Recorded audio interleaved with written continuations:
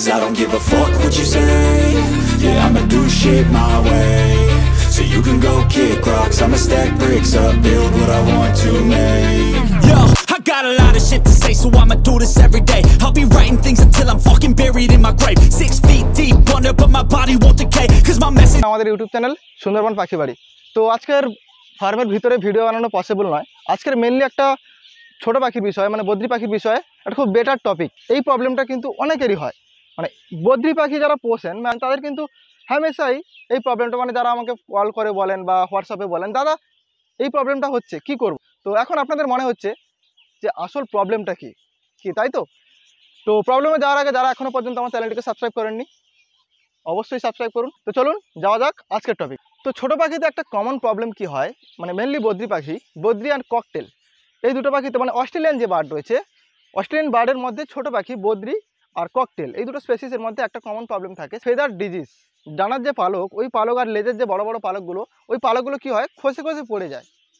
মানে ডানার বড় পালকের যে গোড়ার দিকটা, ওই দিকটা কালো হয়ে যায়, আর লেজের যে বড় পালকের গোড়ার দিকটা, মানে মেনলি যেটা বডির সঙ্গে অ্যাটাচমেন্ট থাকে, তো ওই জায়গাটাতে কি হয়, খসে পড়ে যায়, কালো টাইপের হয়ে খসে পড়ে যায়। আমি জানি হামেশাই মানুষ আমাকে বলেন, দাদা পোকা হয়েছে, দাদা পোকা হয়েছে। আমি তখন তাদেরকে জিজ্ঞাসা করি যে বলুন অ্যাকচুয়ালি আপনার প্রবলেমটা কী।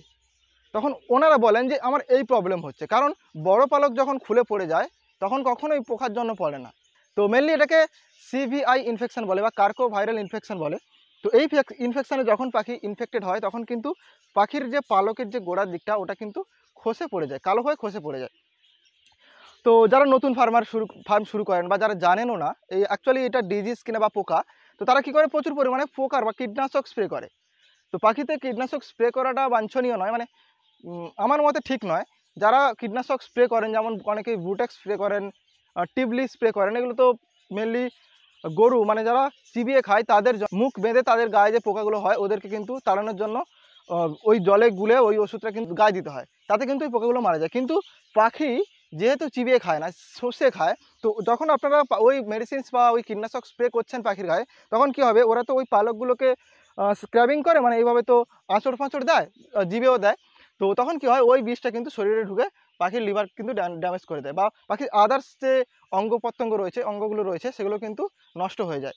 নার্ভের প্রচুর পরিমাণে প্রবলেম দেখা যায় এবং মেনলি ডাইজেস্টিভের প্রবলেম থাকে, মানে বিষক্রিয়া পাখির শরীরে শুরু হয়। তো অবশ্যই আপনারা ওই কীটনাশকগুলো স্প্রে করবেন না, কারণ ওইসব কীটনাশক কিন্তু পাখির জন্য নয়, ওগুলো পশুর জন্য, কুকুরের জন্য, বিড়ালের জন্য, গরুর জন্য, ওগুলো পাখির জন্য নয়। তো পাখির জন্য, হ্যাঁ, পাখির একটা পোকা হয়, সেটা কিন্তু যখন বাচ্চা হাঁড়িতে থাকে, বাচ্চা থাকাকালীন পাখির বাচ্চার গায়ে একটা পোকা হয়, লালচে ছোট ছোট পোকা, একেবারে ছোট সূক্ষ্ম, মানে খুব খালি চোখে প্রায় দেখা যায় না বললেই চলে, লাল লাল টাইপের পোকা। তো হাঁড়ির মধ্যে কিন্তু বসে থাকে, বাসা বাঁধে বা বক্সের মধ্যে কিন্তু থাকে। ওরা কি করে, বাচ্চার গা থেকে ব্লাড শুষে ওরা বেঁচে থাকে। তো ওই সমস্ত পোকাগুলো মারার জন্য আপনার নোটেক্স পাউডার, আমি মেনলি ইউজ করি নোটেক্স পাউডার। তো ওই নোটেক্স পাউডার যদি আপনারা ইউজ করেন, তো আমার কাছে আপাতত নেই ওই পাউডারটা, পরে একদিন দেখাবো আপনাদেরকে।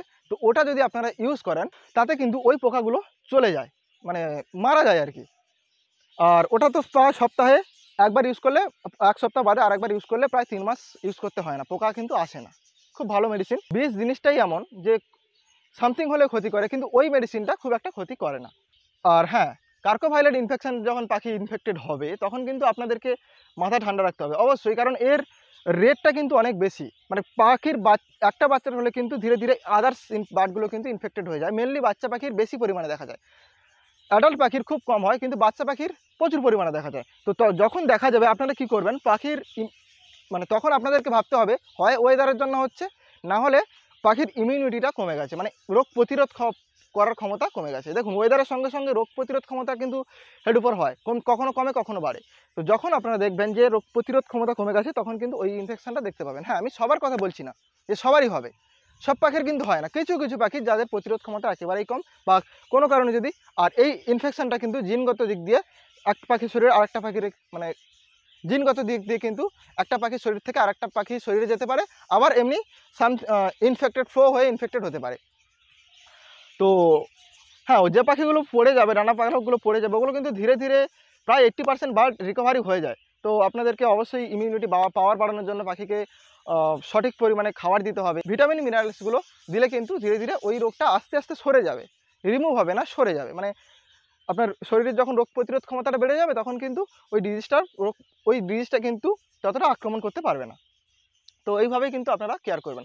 আশা করি আপনাদের এই প্রবলেমগুলো হয় বা হয়েছে বা হচ্ছে। যদি আজকের এই ভিডিওটি ভালো লেগে থাকে তাহলে অবশ্যই কিন্তু আমার এই চ্যানেলটিকে সাবস্ক্রাইব করুন আর লাইক করুন। প্রথমে তো বলেইছি সাবস্ক্রাইব করুন, আবারও বলছি সাবস্ক্রাইব করুন, এবং যদি ভিডিওটি ভালো লেগে থাকে অবশ্যই করে একটা লাইক করুন। দেখা হচ্ছে পরবর্তী ভিডিওতে নতুন কোনো বার্ড রিলেটেড টপিক নিয়ে। ততক্ষণের জন্য বাই বাই।